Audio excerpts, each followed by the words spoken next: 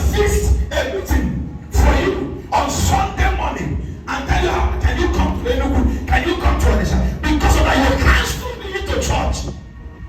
You can't still be in the house of the Lord. You see, gradually, before you know it, your zeal for God begin to die. Your zeal, when they provoke you little in your department, you became angry. You left the department. Well, that is why a little thing will happen to you in church, you leave the church. Listen, you may not know what's happening to you until something happens. That is when you will know if you are a vessel unto honor in the house of the Lord. There are things that will happen, you will remain where you are. When you share the life of those who left a little challenge in the church, they did not visit me, they did not pray for me, they did not call me, they did not check on me. Can I tell you something? They are vessels of dishonor, but they don't know. Something, they opened a particular door one time in their life. When let me tell you, the moment today is Sunday, and rain, and you yourself, you are having that thought, I want to go to church. This is where I know I'm supposed to be today. This is where I'm supposed to be today. Can I tell you something? Your heart is still right with God. But you see that time when they say, and you need to find excuse to give, shake your heart. You need to find excuse you will give. You begin to fact you are happy that it is raining and you need to sleep. It might look so funny, but I tell you, your heart is becoming far from God. And the little thing can affect your spiritual life. It's a gradual process. It's a gradual process. You begin to accept advice from Facebook, from people.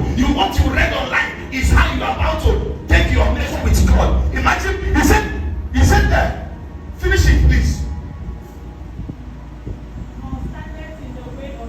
Or standeth in the way of sinners. Nor seated in the seat of the scornful. Nor seated in the seat of the scornful.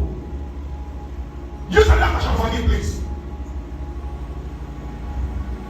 Oh, the joys of those who do not follow the advice of the wicked. Now, he said the joy of those who do not follow the advice of the wicked. Many people has followed the advice of the wicked, not knowing from online, from Facebook, from your yard, from your circle, from WhatsApp, from somebody's status. They made it as a comment, and that was where you give your advice concerning you and God, concerning you and the service in the house of the Lord.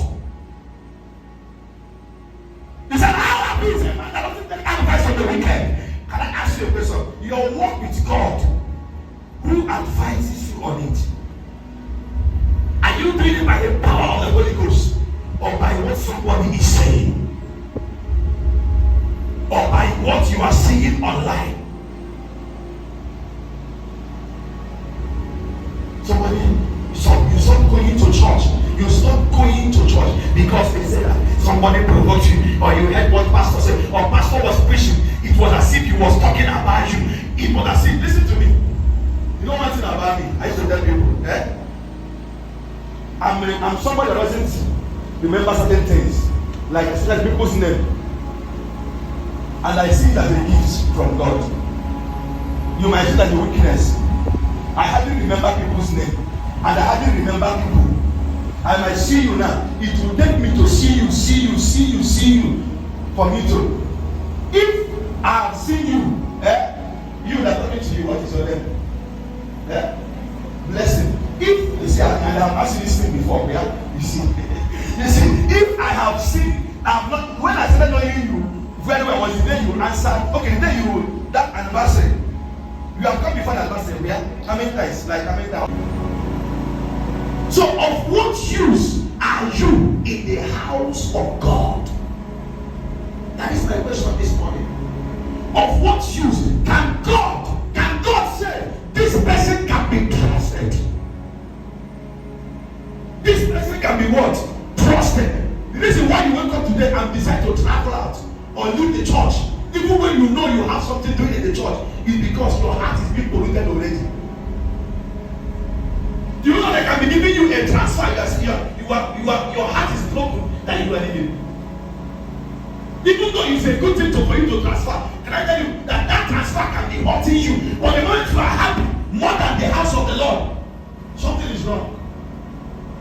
Somebody hearing me? Somebody hearing me? You are working in a place and you are serving in a particular church and you are serving well. You are serving well. Maybe you are among the choir. You need to sing every Sunday or you love every Sunday, and before you know it, they transfer you to Enugu, and that Enugu, or they transfer you to Lagos, and Lagos is very far, and you know how far.